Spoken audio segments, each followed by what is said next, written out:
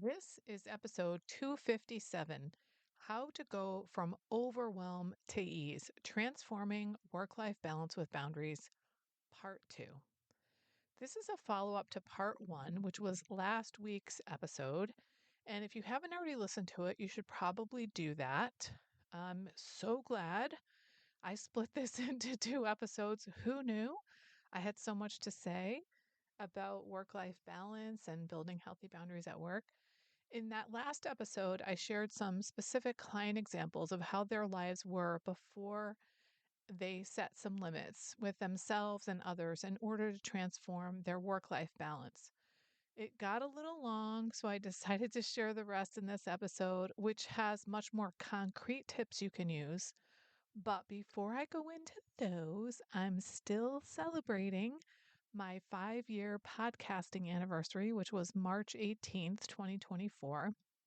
And to celebrate, I'm going to be doing a couple of giveaways. All of the info I'm about to share with you is in the show notes, so don't worry if you don't have something to write on at the moment. The first thing everyone will get who enters the contest is called Feelings Decoded, a toolkit for understanding and managing your emotions. I created this because it's feelings that stop people from taking the actions they want in order to live their lives the way they really desire. This toolkit is a way for you to learn how to deal with your feelings so that they're not so overwhelming. And if you don't really understand what the fuck feelings are, this packet is also for you. This way, your feelings are not going to stop you from doing what you know you want to do with your life. I compiled the toolkit over the years from various sources, and I just had it redesigned by my virtual assistant. So it's really beautiful and even more user friendly.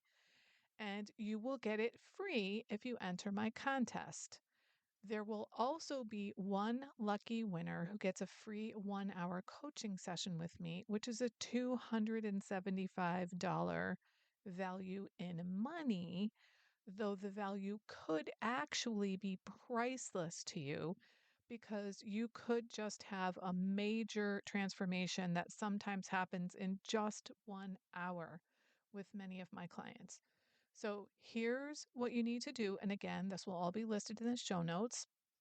I want you to think about what is your favorite episode of my podcast.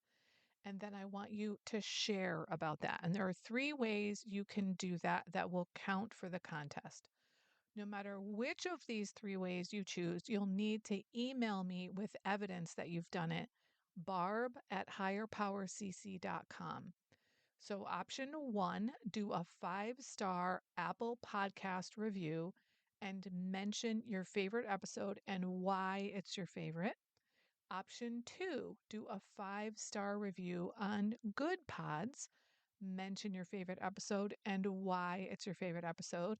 And option three, promote your favorite episode on social media and tag me. Now, again, all of this is in the show notes. No matter how you do it, pick any one of these three ways, but you have to send me a screenshot to my email, barb@higherpowercc.com. If you don't send me a screenshot, you won't get the Feelings Decoded toolkit and you won't go into the drawing for the free 1 hour coaching session. Even if you're doing the social media post and you tag me, you still have to email me because it's through email that you're going to be put into the drawing. Now, remember, that's a free Feelings Decoded, a toolkit for understanding and managing your emotions for everyone who enters. And one lucky winner will be drawn to receive a 1 hour coaching session. That winner will be drawn on Friday, March 29th at 12 p.m. Eastern Time. I will be doing Instagram Live and I will be talking about feelings and processing feelings. So if you're interested, make sure you put that on your calendar and show up. And make sure to get your Feelings Decoded toolkit. The winner of the free coaching session does not need to be present at the Instagram Live, but it would be really cool if they were there. Okay, here we go. Last week, I promised I'd share some concrete things that you can do to set boundaries at work. Talking about boundaries at work would not be complete without addressing the dreaded email. I cannot tell you how many fucking times I hear from people about how fucking stressed they are because their boss keeps emailing them at 3 o'clock in the morning on Saturday. So, first, I want to say that just because somebody emailed you in the middle of the night or over the weekend, that doesn't mean they expect you to respond as soon as possible. Some people work at odd hours. I am one of those people. And we're going to write the emails when the stuff is on our minds. It doesn't mean you have to respond. And even if the person does expect you to respond as soon as possible, you get to decide whether you're going to do that or not. That's a choice that you get to make. Even if you have been emailing them back first thing in the morning or at night or on the weekend for 15 years, you can change your ways. Now, there will be consequences to you changing your ways for sure. And hopefully, all those consequences will be positive in that you will actually not work on weekends and be present for your family or friends when you're not at work. It could also be that somebody could get pissed off or that you could lose your job. Those are possibilities too. But you decide whether or not it's worth it to have a job that stresses you the fuck out because you're getting emails at all hours of the day and night and you're responding to them. If you decide that you're going to continue responding to emails at all hours, then know this. You are choosing that. It is a choice you're making. It may not feel like a choice because the options are shitty. Either answer the emails when they come in or lose my job. Maybe that's what you're telling yourself. Those are two options, but there could be other options in between. I want you to consider that there are likely more than two options. That's actually called black and white thinking when you only perceive two options like that. The reason I want you to understand that this is a choice you're making is that there's a freedom in understanding that you're making a choice. I know for me, when I feel compelled or like I have to do something, I have a lot more resistance than when I feel like I'm choosing it. So, part of the freedom of realizing this is a choice is that you get to stop bitching about it. You get to stop complaining about it. You get to stop complaining about your boss and blaming your boss or your colleagues or whoever it is that's emailing you because this is you doing this to yourself. Now, a client of mine who ended up quitting her toxic workplace was in this very situation. Her boss would constantly email over the weekend. She'd make all kinds of demands for the upcoming week, and then she'd also change things up constantly. So if my client wasn't reading up on the emails, she wouldn't know what the fuck was going on. This was in a service industry and it was really, really difficult. And after working with me for a bit, my client finally decided one weekend, you know what? I'm turning the email notifications off. Now, it was very difficult for her, but she did it. I helped her work through it. We had to think through ahead of time how to handle the emotions that came up. And I gave her some things to say to her boss on Monday morning, which I'll share in a moment. Now, if you're going to change your ways midstream, like my client did, you can either just stop looking at emails over the weekend and non work hours and respond in the morning when you sign on and say nothing to your coworkers. Let them figure it out. Or you can say, I will no longer be responding to work emails outside work hours. You get to decide which of those options feels better. So let's say your boss says to you, why didn't you respond over the weekend? You can say something like, I responded on Monday morning, or I responded when I read it. Now, it's going to be uncomfortable to have these conversations if you've never had them before, and there's no way around that discomfort. That's just the facts. And if you need help with having difficult conversations, I just did an episode on that 2 weeks ago. So go back and listen to that for all kinds of pointers on how to not just have the difficult conversation, but how to prepare for it. Because you can do all kinds of prep that will make it way the fuck easier. If you really need support with that difficult Monday morning conversation with your boss, I highly recommend you bookend your Monday morning with someone who's emotionally supportive of you. You could also work with a professional like myself or a therapist to help you build skills and setting limits with others, having difficult conversations, realizing that you actually have way more choices than you thought. You get to have the kind of emotional support you need when implementing changes like this because it's the emotions that stop us from setting limits with others or even from setting limits with ourselves and from having difficult conversations. So, I did mention that client ended up leaving that toxic workplace. She just quit. She just basically was like, that's it. I'm done. She couldn't fucking take it anymore. And, she is to this day completely delighted at the fact that she made that decision and has no regrets whatsoever. And she did not have something in place, but it was so fucking toxic that she just couldn't handle it. Okay. The top 2 questions I get from people when they learn I'm a boundaries coach are 1, how do I deal with the guilt and shame? 2, what do I do with people's pushback behaviors when I set a boundary with them? Now, it's often the pushback behaviors they get from other people that creates the guilt and shame, but sometimes we are filled with our own guilt and shame even when there are no pushback behaviors because we just feel shitty that we get to ask for our needs or that we get to set limits with people.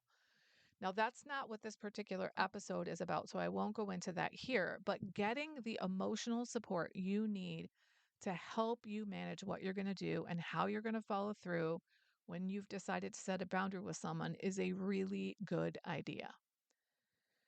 Okay, another thing that I've recommended clients do as they start to build healthy boundaries at work is that they get two separate phones, one for their personal life and one for their work life. It really depends on the kind of job you have. But if your colleagues are constantly texting you and it's on your personal phone, it's a lot more difficult to ignore that than if you have a work phone, which you can set aside outside work hours. It's a lot easier to ignore it when it's a separate phone that's been set aside than if you keep getting text messages on your personal phone. Now, I personally am not a fan of sharing text phone numbers with clients and colleagues if you can possibly help it. And if you do, then let them know what's okay to text you about and what's not. This is another way to set limits that promote work life balance. I know I've mentioned here previously, but it seems relevant to share again that when I first started a part time job, the owner would text me to give me instructions for what to do at work. And I'd respond to say, please email this to me and I'll attend to it when I get to the office.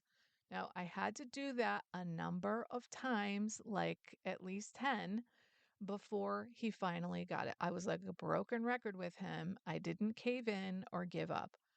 I also eventually spoke with him and verbally said, listen, if you have something urgent that you need a response from me right away, then go ahead and text me. But if you're just giving me information or requesting that I do something, that needs to go in an email so I can attend to it when I'm actually on the job. Here's the thing, people. We teach people how to treat us. We are always teaching people how to treat us. And sometimes we're teaching them, just keep treating me the same way. Just keep treating me the same way. Just keep treating me the same way you always have.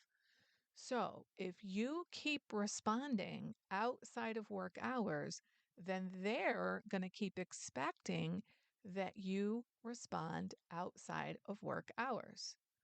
Now, I specifically told the owner that expecting me to do stuff outside work hours was unrealistic.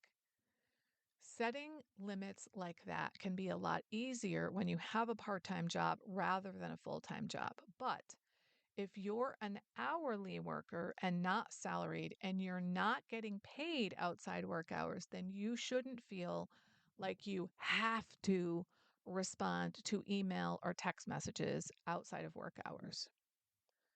Another thing that happens for a lot of my clients is that they help their colleagues all the time. I did this too, all the time. And they put aside their work to help other people. And then their work doesn't get done because they're at the beck and call of their colleagues.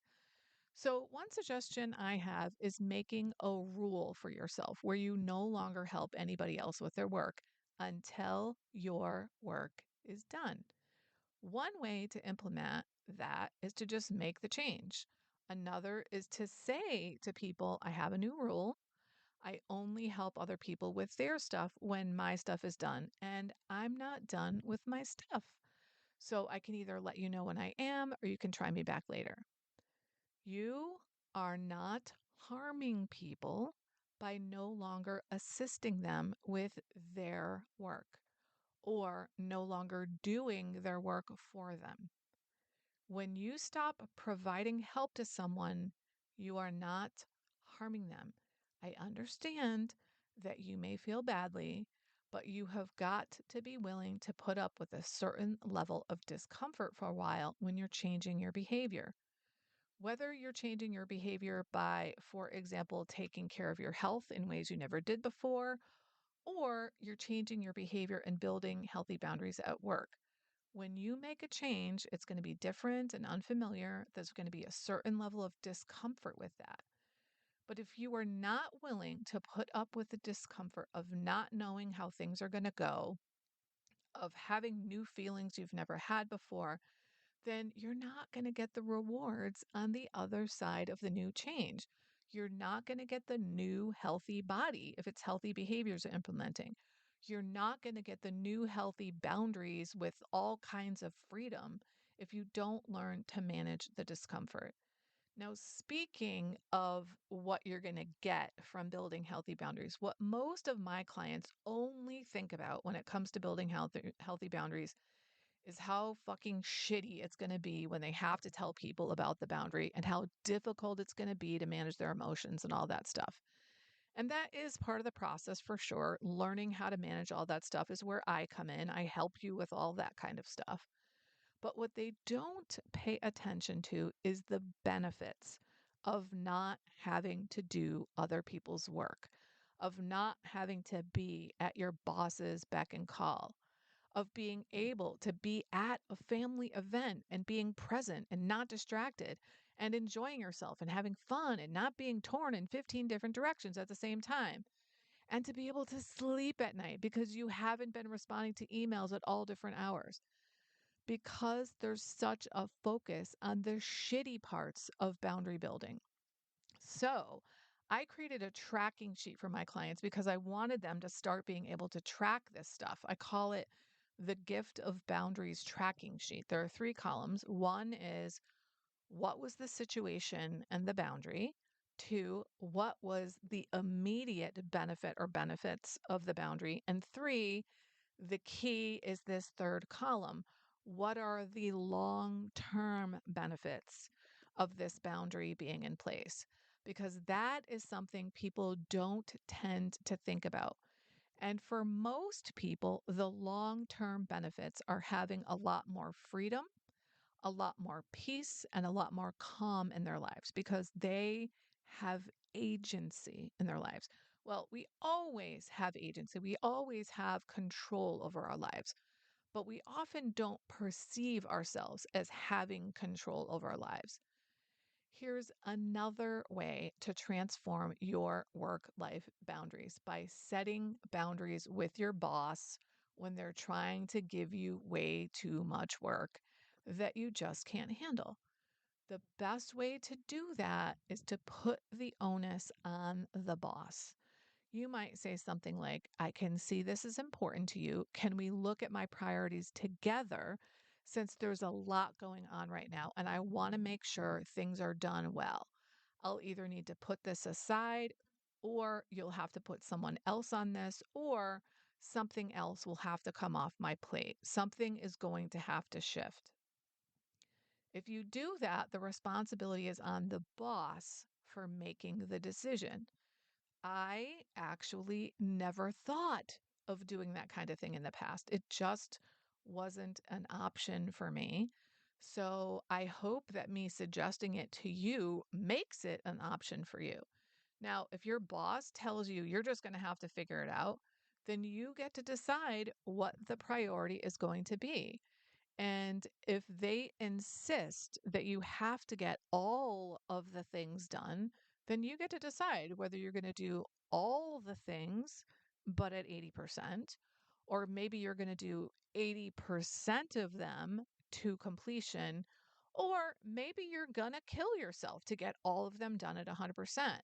And if you're going to do that, again, this is a choice you have made. The bottom line here is that you get to live a life of ease and comfort and pleasure and peace and serenity.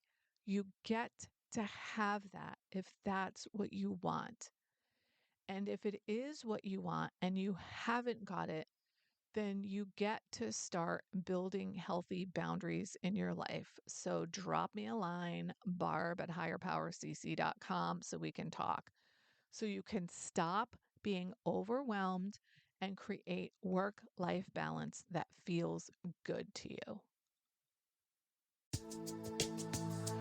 I was recently reminded by a friend that when I first started recovery, I didn't feel lovable. I almost can't believe that I used to feel that way and that I kind of forgot something so profound because I truly love myself now. And I want that for everybody. If you don't love yourself, there's literally nothing that can make up for that. I created something exclusively for my private clients since many of them don't love themselves. And I've now opened up my private vault to share it with up to 10 people individually. It's called the Self-Love Sprint. You'll grow to love yourself and truly feel worthy so you can stop saying yes when you really want to say no, stop neglecting yourself and putting everyone else first, stop saying all kinds of nasty shit to yourself. That is not what people who love themselves and feel deserving do. You'll stop being afraid that others will think that you're selfish for taking time to care for yourself. This is also for you if you don't really know who you are because you've always been such a fucking chameleon. Go to higherpowercc.com/love sprint. Remember, I'm only offering 10 of these, so don't wait. If you like this podcast, and I'm guessing you did or you wouldn't still be listening, then you're gonna love the other things I have to offer. If you'd love pre-release podcast scripts and episodes before anyone else gets them, or if you'd love access to content from my private vault that I developed exclusively for my private clients, which is like having a work session with me without me actually being there, go to patreon.com/higherpowercoaching. There are 3 tiers ranging from as low as $4 up to $24 a month. You'll also love my weekly newsletter, Friday Fragments, which has content very similar to the podcast. You can check it out at fridayfragments.news. That's fridayfragments.news. Please like and subscribe to my podcast on your favorite podcast outlet. I'd also love it if you'd leave a review, which you can do either in the show notes or on Apple Podcasts. It really helps other people find my podcast so they can get the benefits you've gotten from listening. If someone came to mind when you listened to this particular episode, please share it with them. And my favorite place to hang out on social media is Instagram. I'm at Higher Power Coaching. Please DM me there. I'd love to hear what you got from this episode. I run group and private coaching programs on building healthy boundaries. Whether you need help with boundaries in your personal, professional, or romantic life, I can help. Head on over to barbchat.net, where you can hop onto my calendar for a free 30-minute Better Boundaries consultation. My ideal client is someone who is ripe for change. If that's you, I would love to work with you. My goal with all my work is to help you make lasting changes in your life like I've made deep, lasting changes in my life. Remember, it's never too late to recover. No one is beyond hope, and healing is possible. Thanks for listening.